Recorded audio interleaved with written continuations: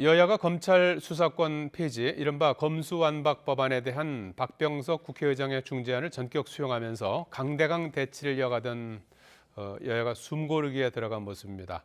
하지만 검찰의 반발이 있고요. 또 당내 불만도 상당해서 불씨는 여전히 남아있는 상황입니다. 또 여야의 지방선거 대진표도 하나둘 완성돼 가는 모습인데요. 한 주간의 주요 전국 이슈, 차재원 부산 가톨릭대 특임 교수, 이종근 시사평론가 두 분과 정리해 보겠습니다. 안녕하십니까? 예, 안녕하세요. 자, 우선 여야 지도부 박병석 의장이 제안한 검수완박 중재안에 대해서 아쉽지만 만족한다는 분위기인 것 같은데요. 관련 발언부터 듣고 오겠습니다. 전체적인 취지는 검찰의 직접 수사권을 폐지한다에 있는 것이고요. 향후 한국형 FBI 가칭 중대범죄수사처를 만들기로 했고요. 민주당이 제출한 법안은 직접 수사권뿐만 아니라 보충 수사권까지 완전히 폐지하는 법안입니다. 검찰이. 그런데 검찰의 보안 수사권, 즉 2차적 수사권은 그대로 유지가 되고요. 예, 여야 입장은 들어보셨는데요. 여야가 박 의장의 중재안을 받아든 이유, 나름대로 이제 선방했다 이제 이런 취지로 이제 언급을 하는 걸 들어봤는데요. 이렇게 그 박병석 의장의 중재안을 받아든 데는 이제 각자의 유불리 그리고 예. 정치적인 어떤 계산 이런 것들이 이제 복합적으로 작용했다는 평가가 나오고 있는데, 자 우선 이 수용 배경을 어떻게 평가하십니까? 일단 민주당 입장에서는 수사와 기소의 분리라는 원칙은 관철시켜낸 거 아니겠습니까? 그리고 또 사실은 이번 4월 국회에 민주당 단독으로 이렇게 입법을 추진하는 과정에서 소위 말해서 그러니까 민주주의를 원칙을 많이 훼손했다. 네. 그리고 이제 입법 독재다. 그런 상당한 비판이 사실은 민영배 의원의 탈당 때문에 그것이 더 전폭되는 측면이 분명히 있었거든요. 그런 부분들이 아마 부담스러웠을 겁니다. 그렇기 때문에 박병석 의장의 중재안을 받아들일 수밖에 없었던 것 같고, 그리고 사실 이 박병석 의장의 중재안을 받아들이면서 이제 민주당 입장에서는 이 지금 검수완박의 전국, 그러니까 이 블랙홀이 됐던 이 국면을 넘어서서 이제는 청문회 전국, 그리고 또 하나는 지방선거 전국에 집중할 수 있는 이 정치적인 나름대로 화력을 모을 수 있는 계기가 됐다는 것이고요. 반면에 국민의힘 입장에서는 사실은 이 검찰개혁이라는 부분에 대해서는 뭐 국민의힘도 동의할 수밖에 없는 상황이었다. 예. 그리고 무엇보다도 지금 앞서 이 권성동 원내대표도 이야기했지만 검찰의 보안 수사권을 확보했기 때문에 사실 어떻게 보면 검찰의 2차 수사권은 강화했다는 측면이 분명히 있는 것이고요. 그리고 예.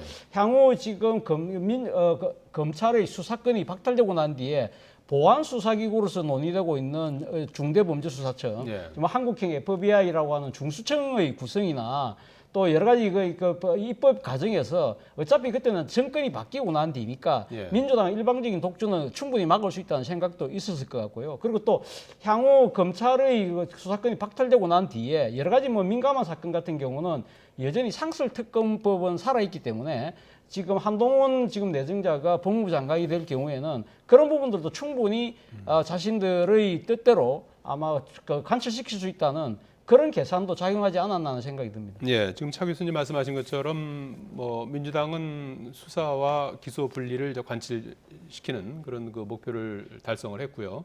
국민의힘은 이제 보안 수사권, 2차 수사권을 유지시켰다 이런 이제 자평을 이제 그렇게 하고 있는 것 같은데, 각자 실리를 조금씩 챙겼다고 볼 수가 있는 겁니까? 네, 그렇습니다. 특히나 이제 국민의힘에서 반대했던 것은 명분이 어떤 명분이었냐면 충분히 수기 과정이 없었다는 것, 충분히 수기할 수 있는 어떤 과정이 없이 밀어붙이고 있었다는 것과, 두 번째는 대안이 없었다는 거예요. 네. 즉 검찰한테 빼앗기만 했지 그것을 어디에 어떻게 어떤 방법으로 얼만큼의 권한을 주는 기관을 어떤 기간 내에 하겠다 이런 대안이 전혀 없었거든요. 그런데 최소한 국민의힘 이번 권성동 원내대표가 받아들인 안 속에는 시간, 그러니까 처음에 4개월, 그 6월 내로 입법, 그다음에 1년 이내로 중수처 본격적인 그런 이 논의 끝에 중수처를 마련하겠다, 중대 수사처를 마련하겠다라는 구체적인 플랜이 안에 들어가 있으므로 예. 어쨌든 이런 어떤 수기 과정도 시간을 벌 수가 있었고, 또 중대 수사처를 어떤 식으로 만든다, 어떻게 권한을 준다라는 것이 명시되어 있으니까 더 이상 반대하다가는 명분마저 있는 게 아니냐 이런 것도 아마 작용을 한 것 같고요. 예. 권성동 원내대표로서는 자신이 좀 주도권을 쥐고 있다라는 걸 좀 과시하고 싶었던 것 같아요. 예. 나중에 뭐 이렇게 이 얘기 나오는 거 보면 실질적으로 거의 모든 안을 자신의 안대로 됐다 이렇게 좀 이야기하는 걸 보면 뭐 그런 부분도 있겠고 중요한 건 권성동 의원이 받아들인 또 하나의 어떤 이유가 인수위가 출범하는데 이제 새 정부로 이제 취임식도 하고 그러면 컨벤션 효과가 있어야 되지 않겠습니까? 예. 물론 검수완박 정국이 불리한 것은 아니지만 그럼에도 불구하고 여기에 너무 매몰되다 보면 새 정부의 어떤 출범이라는 진짜 국가적 이벤트이자 이 윤석열 정부로서는 정말 뭔가 국정 아젠다도 보여주고 그런데 이런 부분들도 역시 함께 실종될 수 있다 이런 예. 우려도 전 작용한 것 같습니다. 예, 그러다 보니까 뭐 다소 좀 성급한 게 아니냐 하는 그런 이제 지적도 나오는 것 같고 뭐 곳곳에서 지금 비판의 목소리가 많이 이제 나오고 있는 예. 그런 상황 아니겠습니까? 특히 민주당의 강경파 일부가 박의장 중재에 대해서도 상당히 그 비판의 목소리를 내고 있어요. 여진이 앞으로도 좀 이어질 것 같습니까? 예, 여진은 뭐 앞으로도 있을 것 같습니다만 말 그대로 여진이죠. 강진이 아니라는 겁니다. 예. 그러니까 결국은 이 여진 자체는 아마 잦아들 가능성이 높다.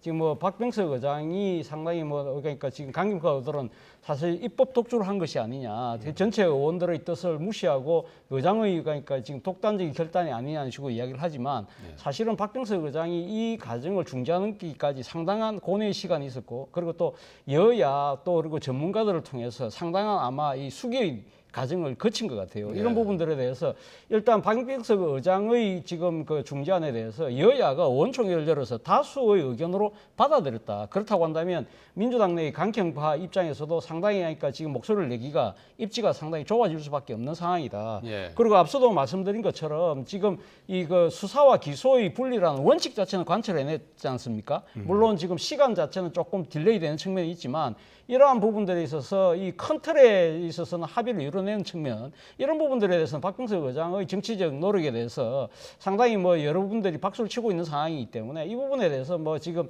계속적인 왈가왈부를 하기가 쉽지 않은 상황이다. 그리고 뭐 지금 사실은 또 그리고 이번 사실 민주당의 검수완박의 그런 이 상당한 그 드라이브에 대해서 비판 여론이 상당히 높았는데 이번에 상당히 파국을 면했다는 여론의 또 적극적인 지지가 있기 때문에 그런 측면에서라도 강경파들의 목소리는 줄어들 수밖에 없고 그리고 당장 6월 1일로 닥쳐 있는 지방선거에서 승리를 하기 위해서는 더 이상의 소위 말해서 적정불능 양상을 보일 필요는 없다는 그러한 아마 실리적 판단도 저는 있을 거라는 생각도 듭니다. 예.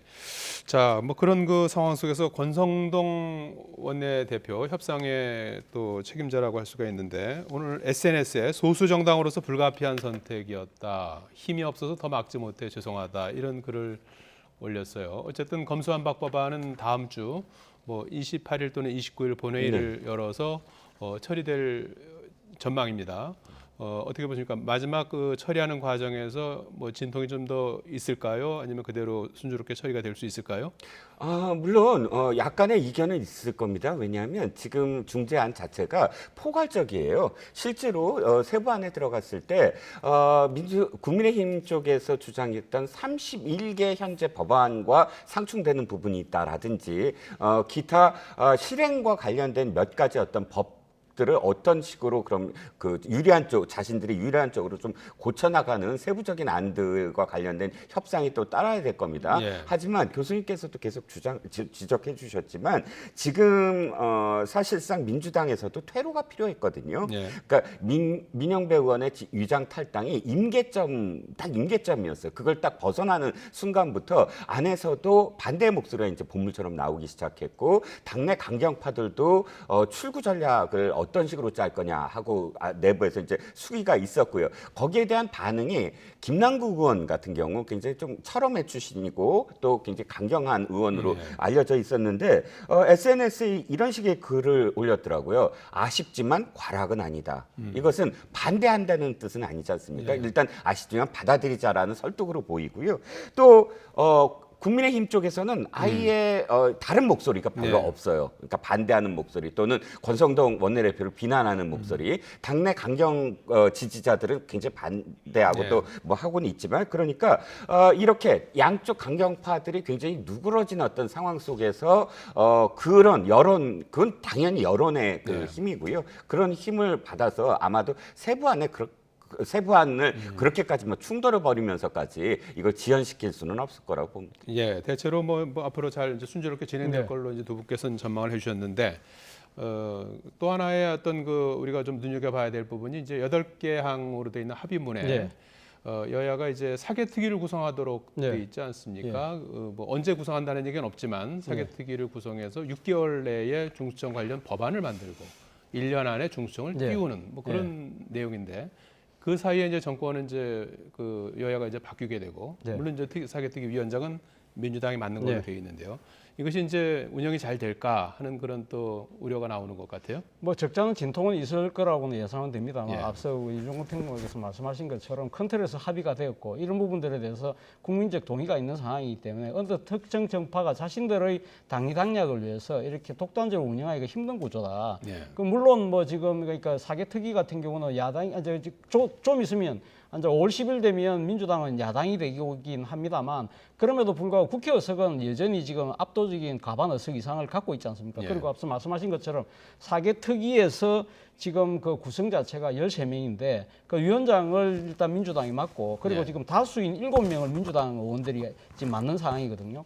그렇지만 그렇다고 해서 민주당이 가면 일방적인 그런 그 자신들에게 유리한 쪽으로 예. 가면 입법을 할 수 있느냐? 그렇게 안 된다는 것이 결국은 지금 이번에 4월 임시국회에 무리하게 추진하려고 했던 이유가 결국은 대통령이 바뀌면 거부권을 지금 윤석열 당선인이 대통령되고 나서 행사할 수 있기 때문에 그것 때문에 서둘렀던 거지 않습니까? 그렇다고 한다면 사개특위는 어차피 정권이 바뀌고 난 뒤이기 때문에 민주당의 그러니까 수적 우위에 의해서 일방적으로 몰고 갈 수가 없다는 겁니다. 그렇다고 한다면 지금 그러니까 국회 내에서는 민주당이 다수 의석을 갖고 있고 그리고 거부권은 국민의힘이 갖고 있다고 한다면 결국 양자가 상당한 그 견해차가 있다고 하더라도 의견을 좁힐 수밖에 없는 상당히 견제와 균형의 정치적 구도가 만들어져 있기 때문에 예. 저는 상당히 뭐 이 큰 게 무리 없이 저는 뭐 그러니까 좋은 결과가 나오지 않을까라는 조심스러운 기대를 갖고 있습니다. 예, 이번엔 타협에 이르렀듯이 이제 앞으로도 뭐 그런 정신을 좀 이어가면 좋을 것 같은데 말이죠. 중요한 것은 이제 검찰의 반응 아니겠습니까? 김호수 검찰총장이 이 중재안에 전격적으로 합의한 이후에 두 번째로 사의 표명을 했고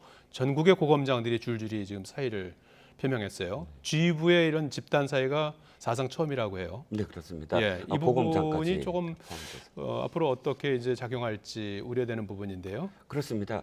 일단 검찰은 김호수 검찰총장을 통해서 법사 소위에 직접적으로 의견을 제출하면서 검찰 수사권만은 존속을 시키되 견제하는 것, 외부 전문가들이나 국민들이 어떤 기구를 만들어서 수사권 남용이라든지 이런 부분들을 견제하는 그런 틀에서 설득이 가능하지 않을까 하고 기대했던 것 같습니다. 그런데 중재안 내용 자체는 아예 수사권을 그냥 박탈하는 건 똑같고 다만 유예 기간만 늘려놓은 그런 상태다.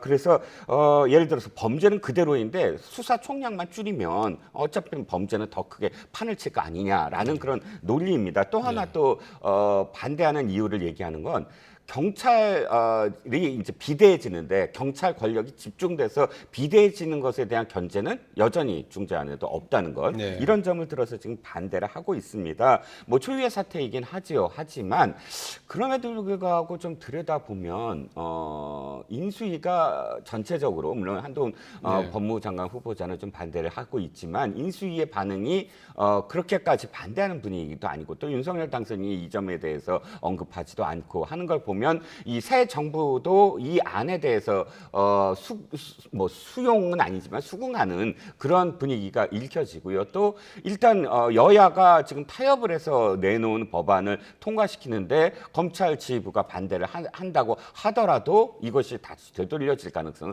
없어 보입니다. 예. 그러면 어쨌든 검찰은 고검장급 이상의 선에서 고검장급 이상 사퇴선에서 아마 마무리되지 않을까.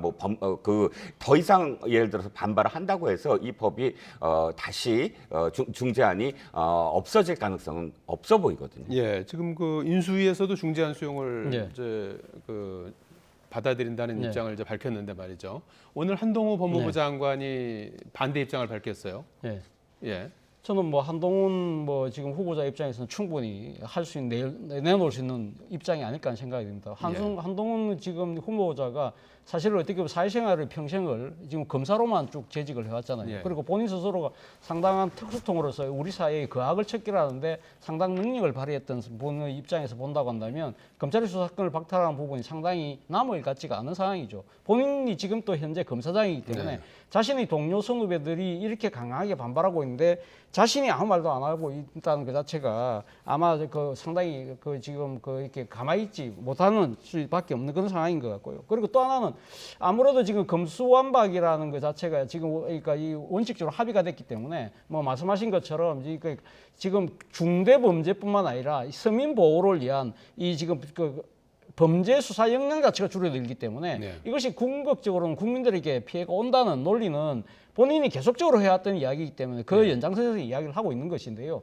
그런데 가만히 보십시오. 지난주에 본인이 후보로 지명되고 난 뒤에 본인이 처음에 청문 이 사무실에 청문회 준비하는 사무실에 출근할 때 했던 이야기 야반도주라는 표현을 썼거든요. 그런데 그런 식의 아주 감정적인 은사가 드러나는 그런 정도의 반발은 아니잖아요. 상당히 톤다운을 하고 있다는 것이거든요.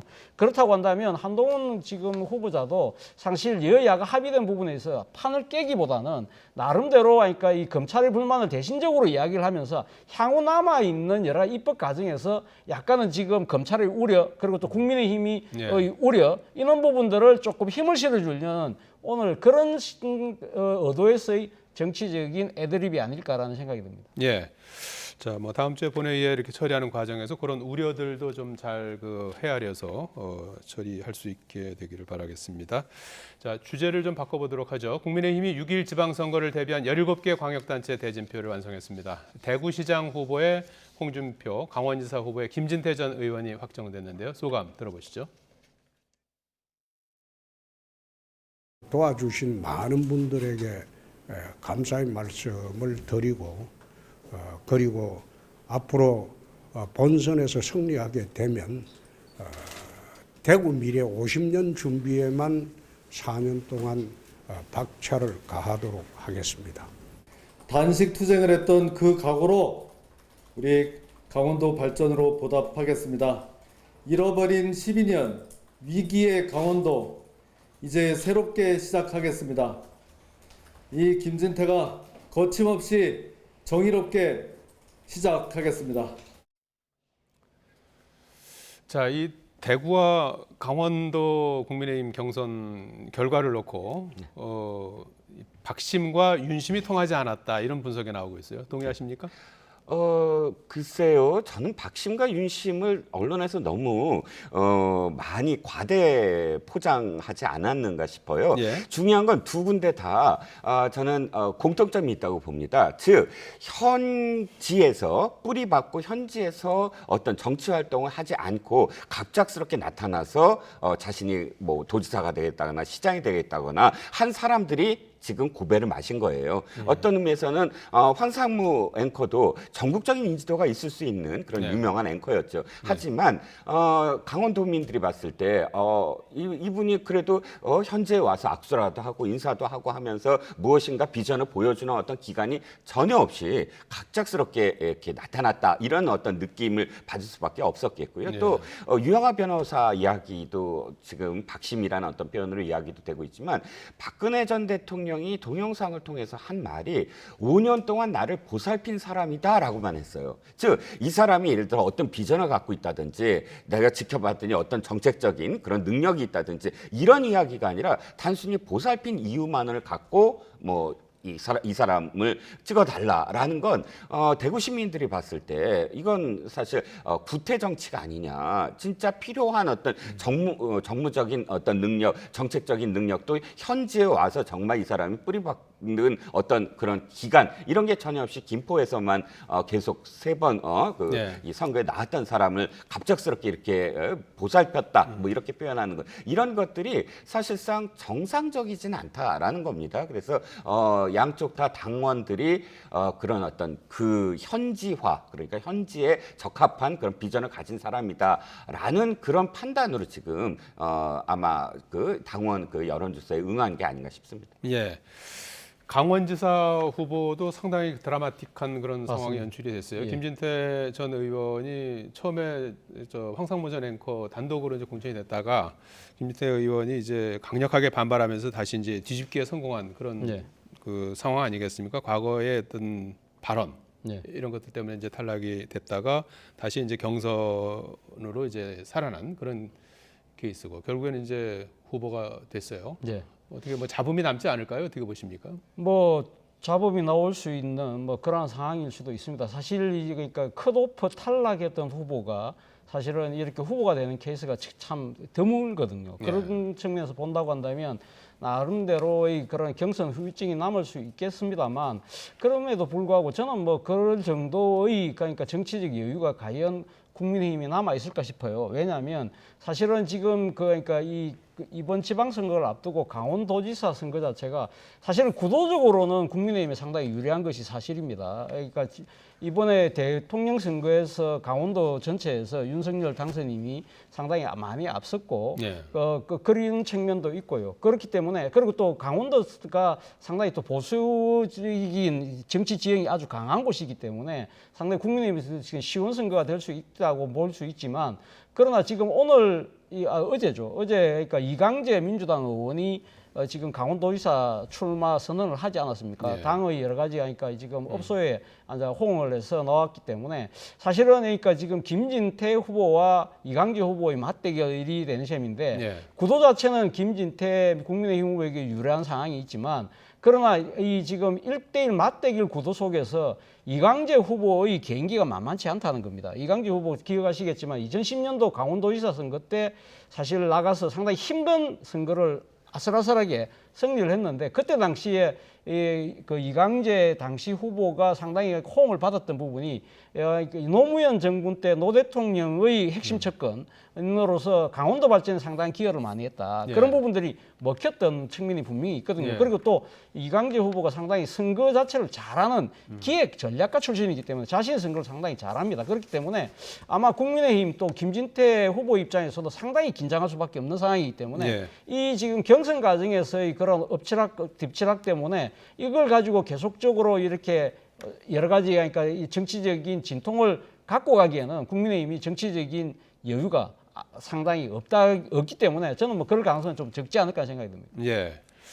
그리고 어제죠. 국민의힘이 최대 관심 지역이죠. 지금 이번 지방선거의 최대 관심 지역 경기도 지사 후보에 김은혜 의원을 확정하지 않았습니까? 여기에는 어떻습니까? 그 유승민 의원 같은 경우에는 이제 여론조사에서 좀 앞선 걸로 이렇게 나타났는데 여긴 윤심이 작용한 걸로 봐야 되는 겁니까? 이 역시 좀 전에 말씀드린 거랑 저는 연관됐다고 봅니다. 예. 유승민 의원을 당원들이 선택하지 않은 이유가 바로 유승민 의원이 경기도에 하나의 어떤 연관성이 전혀 없는 뿌리가 전혀 없는 분이 갑작스럽게 경기도에 지사를 맡겠다라고 나선 것 자체가 당원들이 납득이 안 갔던 것 같아요. 예. 자, 국민의힘 계열의 경기도 지사들을 한번 기억해 보죠. 손학규 지사, 그다음에 김문수 지사, 남경필 지사 이 세 분의 공통점은 전부 경기도의 국회의원이었었어요. 뭐 김문수 의원 같은 경우는 네. 부천에서 계속 나왔고 남경필 지사는 수원이었고 또 손학규 지사는 분당에서도 나왔고 그런데 어쨌든 그렇게 해서 경기도에서 의원 생활도 하고 경기도에 뿌리가 있었다는 거예요. 네. 그런데 지금 유승민 의원 같은 경우는 경기도 당원들이 봤을 때 배신자 프레임 때문에 대구라든지 혹은 경북에서 받아들여지지 않으니까 갑작스럽게 경기도에 와서 지사를 하겠다는 거 아니냐. 이걸 납득하지 못한 어떤 부분이 저는 있다고 보거든요. 예. 기간이 조금 있어서 경기도에 이사도 하고 또 자신이 활동도 하고 하는 기간이 있었으면 모를까. 너무 짧게 갑작스럽게 이렇게 출마한 것 이런 것들이 좀 마이너스 요인이 예. 되지 않을까 싶고요. 예. 유승민 의원은 한 말씀만 더 드리면 자신이 지금 대선 후보로서 2번이나 패배하고 이번에 경기도 경선도 패배한 것을 자꾸 다른 어떤 환경 탓이라든지 남의 탓을 하지 말고 본인의 어떤 문제가 무엇일까? 그러니까 국민들이나 유권자들에게 자신이 좀 변신한 모습, 탈바꿈하는 어떤 모습을 좀 보여야 되지 않을까? 예. 만약에 앞으로 새로운 길을 예. 모색하신다면 그런 성찰의 어떤 기회가 좀 됐으면 합니다. 예, 어쨌든 유승민 전 의원은 SNS를 통해서 윤 당선자와의 대결에서 졌다. 네. 이렇게 썼고요. 진박간별사 2016년이죠. 네. 칼춤 때와 똑같다 이런 불만을 쏟아냈어요. 그리고 새로운 길을 모색하겠다는 얘기도 했는데 유 전 의원의 거취가 궁금해집니다. 저는 결론적으로 새로운 길 자체가 정치 바깥의 길보다는 정치 안에서의 새로운 길을 모색하겠다는 그 뜻으로 저는 읽었습니다. 예. 앞서 말씀하신 것처럼 어제 경선 자체가 공정과 상식에서 벗어난 경선이었다. 지금 우리 이종건 평론가께서는 윤심보다는 지금 그러니까 그 경기도의 연고 때문에 그러니까 연고가 없고 소위 말하는 정치적 낙하산 그런 측면에서의 패배의 그러니까 지금 원인을 짚으셨는데요. 그것도 분명히 작용했을 겁니다만 제가 생각했을 때는 아마 지금 그 유승민 의원 같은 경우는 상당히 그러니까 본인의 표현대로 그러니까 지금 윤석열 당선자가 자신을 그러니까 지금 떨어뜨리기 위해서 자격을 보냈다고 지금 이야기를 하고 있는 상황이거든요. 그래서 지금 아주 직설적으로 권력의 칼춤을 쳤다는 거 아닙니까? 그리고 그러면서도 본인이 그러니까 이번에는 내가 좋다, 내가 이제 졌지만 그러나 세상은 돌고 돈다. 달도 찰면 기운다는 이야기를 하면서 상당히 윤 당선인을 겨냥한 이야기를 한 걸 보면 저는 정치를 떠나기보다는 정치권 안에서 나름대로의 건토중례를 도모하지 않을까. 그렇다고 한다면 저는 아마 윤석열 정권이 출범한다 하더라도 국민의힘이라는 공간 내에서 비주류로서 소위 말하는 개혁의 목소리를 내면서 자신의 존재감을 계속적으로 키워나가면서 아마 차차기를 도모하는 그런 행보를 걷지 않을까 하는 생각이 듭니다. 예, 어찌됐든 김은혜 의원과 맞붙을 민주당의 경기도지사 후보가 누가 될지도 상당한 이제 관심사고요. 민주당도 지금 상당히 치열한 경쟁을 치르고 있는 상황이에요. 이재명 상임고문의 뒤를 이을 경기도지사 아니겠습니까? 25일까지 나흘 동안 1차 경선을 치르고 과반 득표자가 없으면 결선 투표를 치르게 된다고 하는데요. 어떻게 예상하십니까? 여기야말로 이심이 어느 쪽에 가느냐, 아까 좀 초점이 되지 예. 않을까요? 왜냐하면 어차피 전임 지사였고 이재명 예. 후보가 또 이재명 후보의 어떤 뭐 승계 뭐 이런 것으로 지금 이 경선의 어떤 이슈가 몰아지고 있습니다. 각 의원들, 각 후보자들끼리. 그러면 안을 들여다보면 이 김동연 캠프에 김동연 전 부총리 캠프에 이재명 지사계에 그 사람들이 많이 들어가 있다 이런 보도가 계속 이어지고 있는 걸 보면 이 네 분 중에 이재명 후보의 어떤 마음이 김동연 캠프에 가 있는 게 아니냐라고 해석도 가능하지만 또 안민석 후보 같은 경우도 사실 이재명 지사하고 굉장히 오랜 인연이 있어요. 네. 굉장히 가깝고 개인적으로도 가깝고 또 안민석 의원이 가장 적극적으로 또 이재명 후보에 대한 어떤 이야기를 또 하고 있습니다. 예. 물론 뭐 조정식 의원도 이재명 계라고 불리고 있고요. 예. 여기에 이제 염태영 수원시장이 지금 뒤쫓아가는 형국인데 예. 그래도 역시 뭐 어느 분을 꼭 집어서 표현은 안 하겠지만 1강 2중 1약 정도의 어떤 흐름이 아니냐 지금 판세가 그러니까 2중이 얼만큼 1강을 지금 추격하느냐 예. 또 이 제낄 수 있느냐 여기에 이제 좀 관전 포인트가 있는 것 같습니다. 예, 차 교수님 어떻게 예상하십니까? 그 민주당 경기지사 후보로 누가 될 것 같습니다. 예, 말씀하신 것처럼 가면 지금 이 경기도 민주당 경선에는 아무래도 그러니까 2심 또 뭐 누구는 명심이라고도 합니다만 예. 이재명 상임 고문의 영향이 상당히 아마 절대적일 수밖에 없는데 그렇다고 해서 이재명 상임 고문이 뭐 이렇게 특정 후보에 대해서 강하게 이렇게 드러나게 하지는 않을 겁니다. 예. 그러나 김동연 전 부총리가 사실은 서울 출마를 저울질하다가 경기도 터닝한 데는 아마 그 이재명 상임 고문과의 이심전심이 상당히 작용하지 않았나는 것이 상당한 뭐 관측 동들의 생각, 그러니까 예. 지금 전망이기 때문에 관측이기 때문에 예. 저는 뭐 김동연 후보가 그러니까 지금 상당히 그러니까 조금 그런 측면에서 보면 조금 유리한 국면에 와 있다는 생각이 들고요. 그리고 또 한편으로는 민주당 입장에서는 절대 그러니까 경기도를 잃어서는 안 되는 선거이기 때문에 예, 예. 아마 민주당 당심 자체도 사실은 뭐 이런 그러니까 정치의 여러 가지 그러니까 선수보다는 일단 이길 수 있는 후보가 누구냐. 그렇다고 한다면 지금 여러 가지 그러니까 지금 그 여론조사에서 상당히 선두권을 형성하고 있는 김동연 후보에게 좀 더 많이 조금 표심이 기울어질 가능성이 있지 않을까. 저는 뭐 그렇게 조심스럽게 예측을 해봅니다.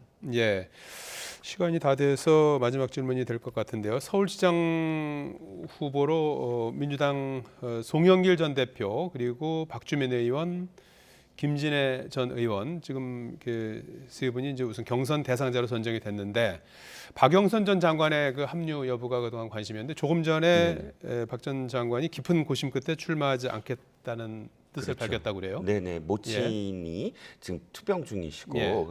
그 사진도 올렸죠. 예. 그래서 굉장히 지금 고심 중이다 하는데 답이 나왔습니다. 아니 박영선 의원 같은 경우는 전 의원 같은 경우는 아마 마음이 그랬을 거예요. 지금 이 1년 전에 선거에 나와서 사실 패배했는데 자신이 다시 나오려면 사실상 많은 준비가 필요하고 또 거기에 대한 명분도 필요합니다. 1년 만에 다시 나와야 되는. 그런데 그런 과정 속에서 경선이라는 건 에너지가 굉장히 많이 소비되는 과정이에요. 근데 경선 없이 예를 들어서 전략공천으로 합의를 모으고 추대회 쪽으로 갔으면 또 그것도 생각해 볼 여지가 있는데 그것도 아니고 경선을 치르자라고 예. 지금 제안이 들어온 것은 자신이 지금 투병 중인 어머니도 계신데 명분은 만들기도 그렇고 또 경선이라는 에너지를 소비해야 되는 그 과정도 치러야 하고 이런 모든 것들이 사실상 불출마 쪽으로 마음을 돌린 이유가 아닐까요? 예, 예. 자, 한 주간의 주요 전국 이슈 짚어봤습니다. 지금까지 차재원 부산 가톨릭대 특임 교수, 이종근 시사평론가였습니다. 고맙습니다. 예.